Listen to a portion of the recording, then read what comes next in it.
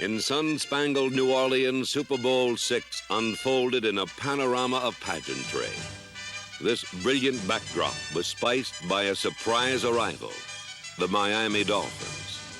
The Dolphins were born in expansion, and during their first 4 years, they sought only respectability. Now, after 2 seasons under Don Shula, they were saluted as champions of the AFC.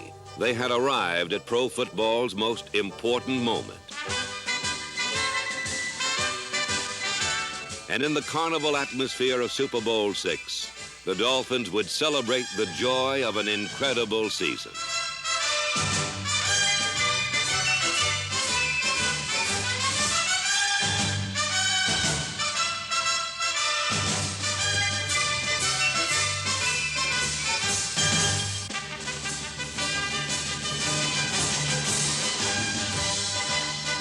While the Dolphins rode an emotional crest, their opponents readied themselves with somber resolve. For even in the midst of sunny celebration, the Dallas Cowboys were haunted by a troublesome past. A past one man felt more keenly than anyone else. In 1960, bright young Tom Landry was called to Dallas and given an expansion team. The Cowboys did not win a game in their first 12 tries. "I'll build a winner from the ground up," said Landry, and with draft choices like TCU's Bob Lilly, the ragtag look of expansion began to give way to order. In '61, they won their first game. In '63, they became competitive. In '65, they challenged for a division title, and in '66, they won it. They were ready to match dynasties with the Green Bay Packers in 2 successive championship games. The final play of both games shaped the course of pro football in the '60s. Green Bay, a winner; Dallas, a loser. Next, the Cleveland Browns would foil 2 Cowboy seasons with crushing playoff victories, sparked by a brilliant young wide receiver named Paul Warfield. In 1970, Dallas finally reached the Super Bowl, only to have the Baltimore Colts deliver another last-second defeat. 5 consecutive division championships, 5 consecutive failures. They were labeled loser, a team with a Roman appetite for victory without the Spartan will to sacrifice for it. The Cowboys listened to the labels as they began to doubt themselves. And so a team with 61 wins in 6 years became best known for its defeats.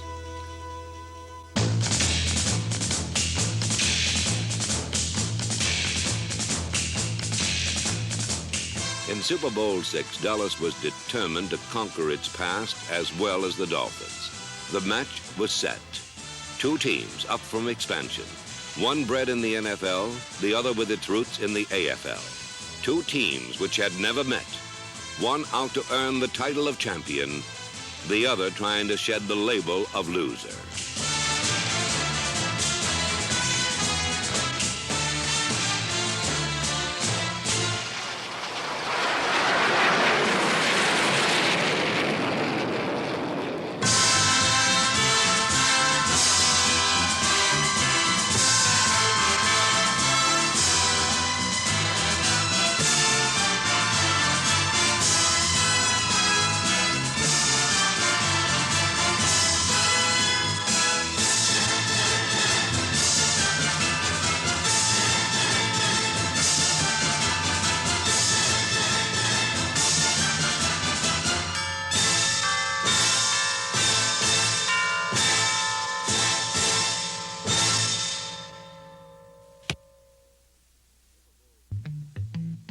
Super Bowl VI matched 2 coaching philosophies: Tom Landry's multiple offense, Don Shula's basic ball control. Over the years, the precision of the Cowboy offense has not altered. But in 1971, the synchro mesh of the Dallas attack added some salty dog, the Dodger, Roger Staubach.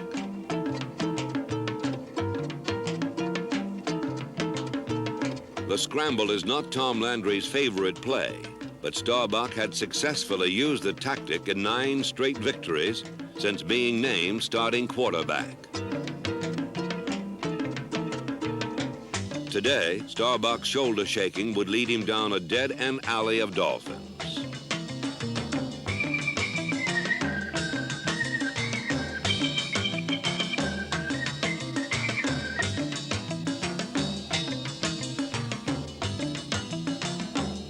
In the first quarter, Starbuck left the pocket 5 times and lost a total of 9 yards.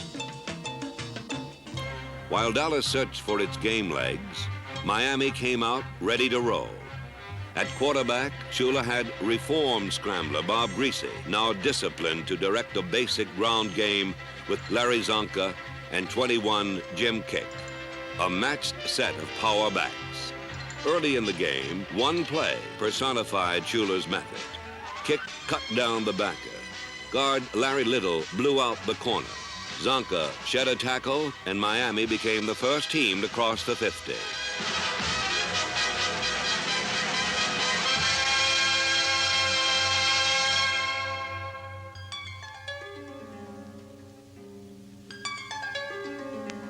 Larry Zonka fumbled for the first time in 238 carries, and a moment of early Dolphin advantage passed to the Cowboys.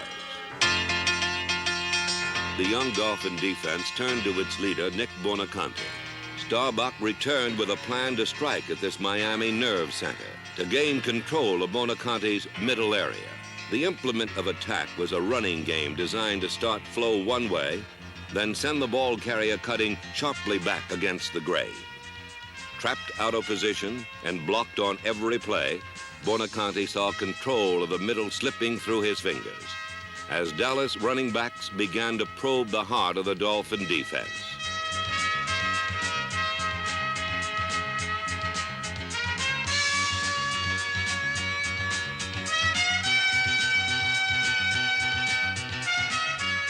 The Dolphins finally held, and Dallas settled for a Mike Clark chip shot and a 3-0 first quarter lead. A Miami mistake had been converted into a Dallas score. One game plan had faltered. Another was beginning to assert itself. The shadowy shapes of Cowboy past haunted Landry. A symbol of Dallas defeat had returned wearing aqua. To end the Paul Warfield curse, Landry dispatched number 34, Cornell Green, to follow every movement, to track him from sideline to sideline and cut off every inside route.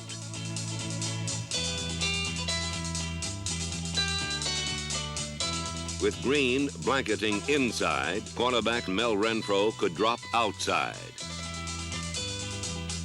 Smothered inside out, Warfield began to feel pressure where there was none. To stop the Dolphin ground game, Landry turned to another source. Bob Lilly had shared every nightmare the Cowboy past. Now he set out to rid himself of the memory.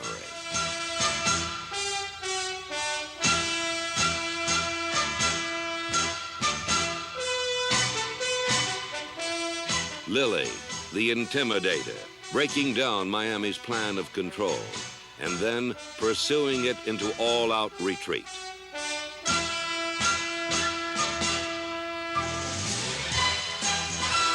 In the heat of the moment, ex-scrambler Bob Greasy had reverted to his old wild ways.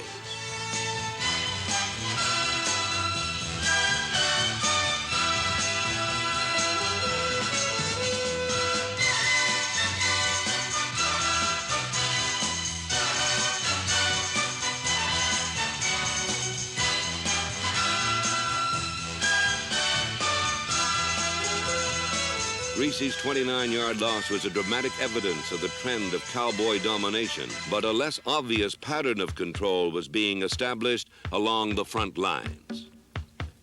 Liscio, Nyland, Manders, Nye, and Wright, the Cowboy offensive line, a machine well-oiled with experience, now held sway in the trenches.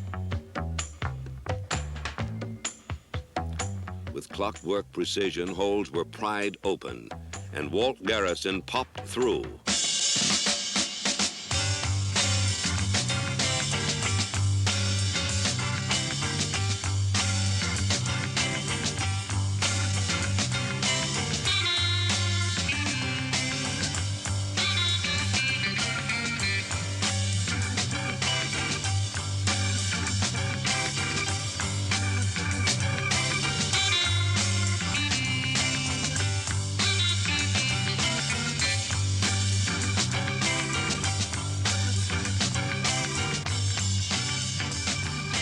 The rugged kinship of Garrison and the offensive line softened Miami resistance. Now Staubach could rest easy in the pocket and strike up a passing attack. Still, something was missing, and for that something, Staubach needed to look no further than his own huddle. Number 19, Lance Allworth, was ready, but he had spent a frustrating first quarter running roughshod through the Dolphin zone while Staubach scrambled.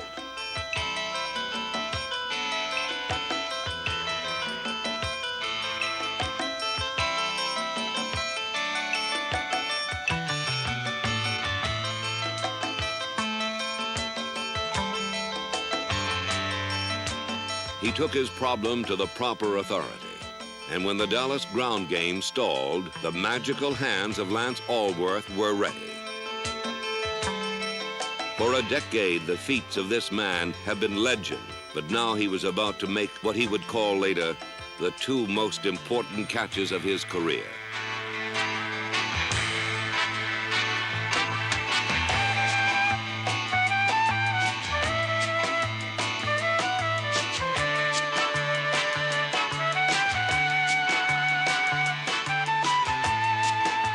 On Allworth's first catch, he once again wove his way to the open area of the zone.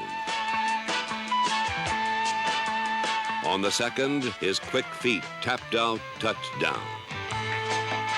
A super receiver had finally found a fitting showcase for his skills.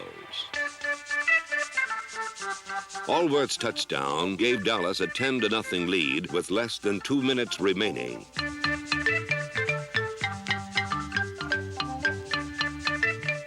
Warfield finally sifted through his escort to put the Dolphins within range at the Dallas 24. But Miami touchdown hopes fell harmlessly off Warfield's chest.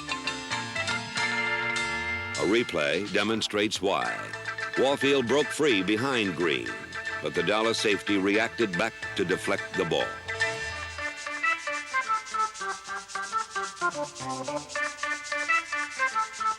Time was short, and Miami called on its tiny Cypriot hero, Garo Yepremian, to salvage 3 points. Miami had demonstrated its quick striking capabilities, and in a half dominated by Dallas, the Dolphins left the field still in contention 10-3. The second half opened with tactical maneuvers on both sides. Shula and Bonaconte discussed means to seal the middle, while Landry planned counteraction. Miami sensed the importance of this first series. Hold or be swallowed up. Bonaconte rooted in and tackled Manny Fernandez stacked over center. The shocked Dolphins watched Dallas fly outside. The flanks opened, and Dwayne Thomas flowed into the secondary.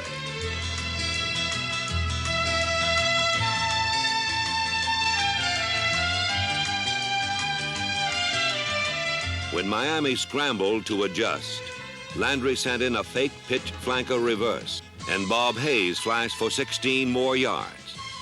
Then back to Thomas to weave his way home.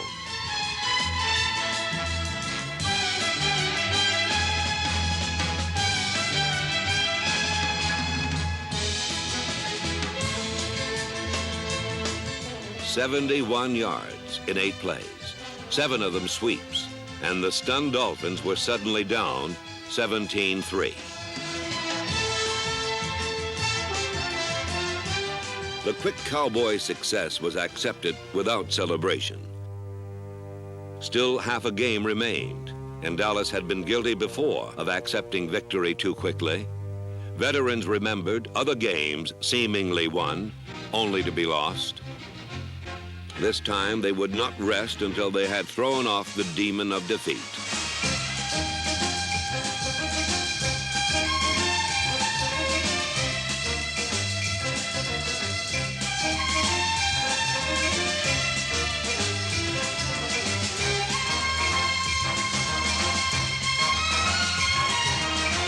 Thomas, Garrison, Calvin Hill, and the offensive line plundered the Dolphins for a Super Bowl record 252 yards rushing. And Staubach settled into his role of captain with easy confidence.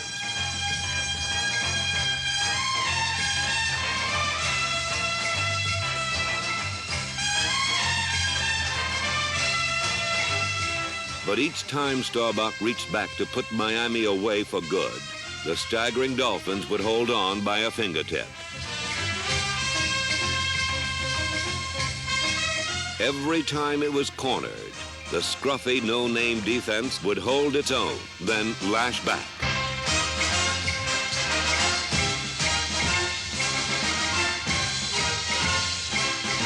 The Cowboy offense controlled the game but could not put it away.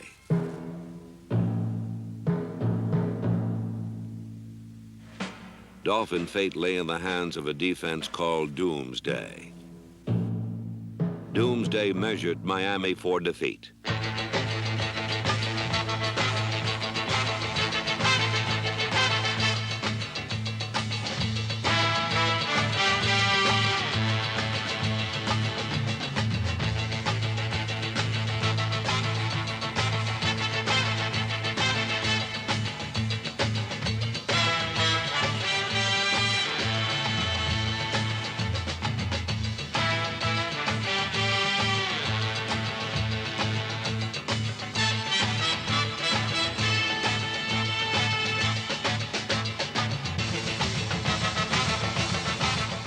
With all its tools of victory depleted, the hour had grown late, very late for Miami. And now Doomsday would end the dream for good, with another veteran of past failure, Chuck Howley, accepting the honors.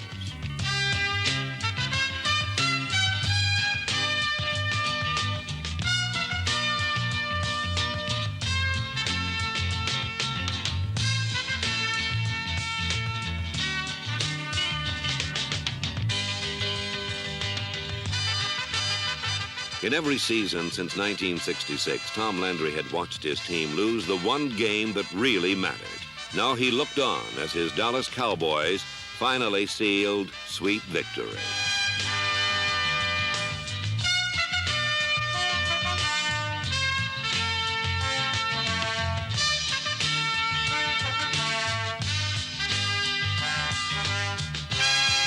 Dallas led 24-3. And for the first time in their history, the crown fit. The hour had grown late, and the joyous trumpet blasts of Miami's arrival were now silent.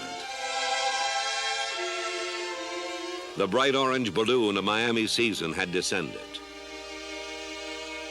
The high crest of emotion now shrunken hard in the cold afternoon sun.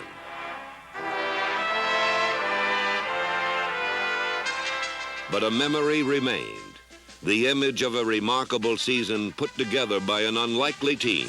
The Dolphins were determined to have one last moment.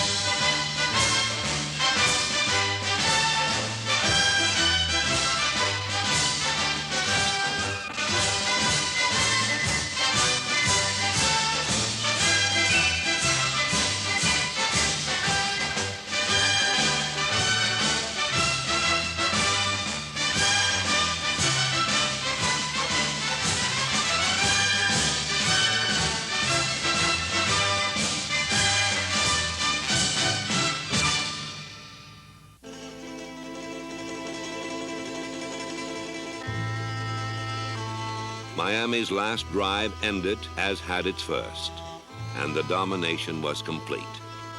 In the gloom of the moment, the Dolphins could not be consoled. But a real triumph remained. They had come so far, so fast, and they would get another chance. Dallas had needed 6.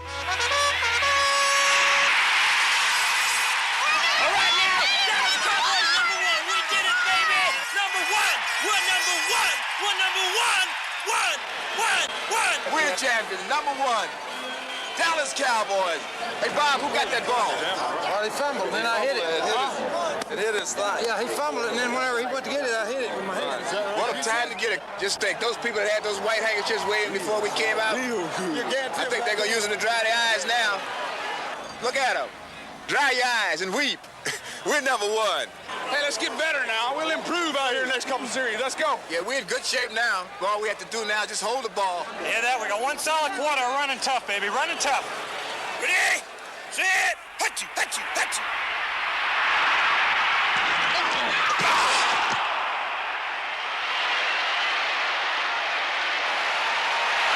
All right, Mike Ditka. All right. Ditka's catching the ball, but he can't hold on to his shoe now. Big Mike, get away, Big Mike. Get that shoe on, get back in there.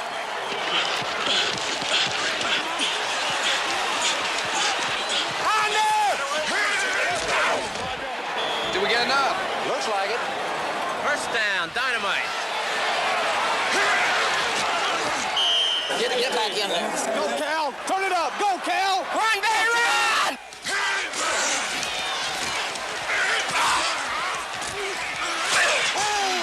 I can feel it. What a shot. Get up, Calvin. Get up, Calvin, and run harder, baby.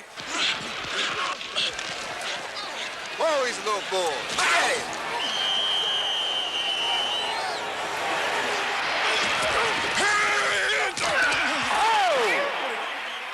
Come on, official. Late hit. You know it was a late hit.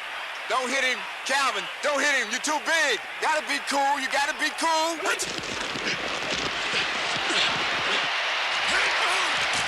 Get in there, get in there, get in there. Take it in. All right. Woo!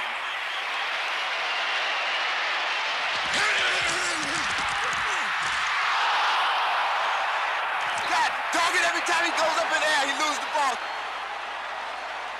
Stay on your feet. Dog. Got it? That's okay. A fumble doesn't hurt us. We got the game. Hey, Walt. Wow, man, what happened? Hey, my tongue. Your tongue? I guess you realize now this is a pretty rough game. Or either that or you just keep your tongue in your mouth. All right. Ooh, man. Finally. Oh. What do you think, Coach? I think it's pretty nice. Congratulations. I'm really happy. Hurry up, Mike! And we're finally number one. All right. Cowboys. Number one.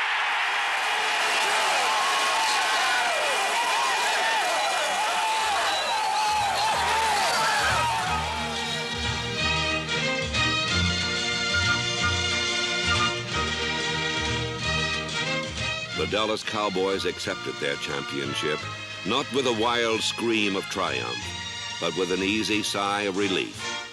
12 years separated Tom Landry from his first dream to its realization, and in the end, the long, hard road made the final destination seem all the sweeter.